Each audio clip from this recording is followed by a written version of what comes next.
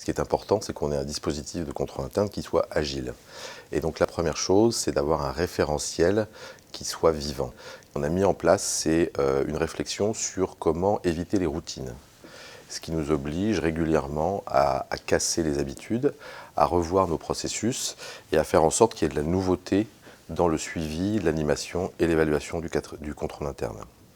Il y a une chose évidemment importante, c'est que notre philosophie est plus axée sur le support aux opérations que sur la sanction ou la recherche de fautes.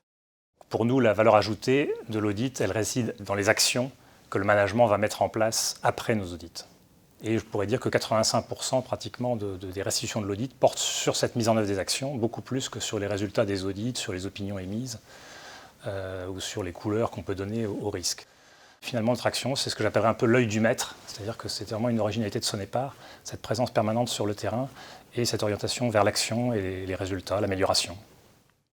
Alors la compliance a toujours été un sujet majeur chez Sonepar et elle a été renforcée récemment, notamment par des messages de notre président exécutif Marie-Christine Coine, par la mise à jour de la charte de gouvernance en 2013 et par des sujets prioritaires qui ont été dessinés par notre directeur général Franck Bruel.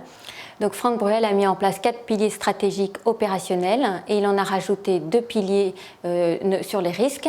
L'un qui consiste à renforcer la compliance et l'autre qui consiste à renforcer la sécurité des personnes et des données.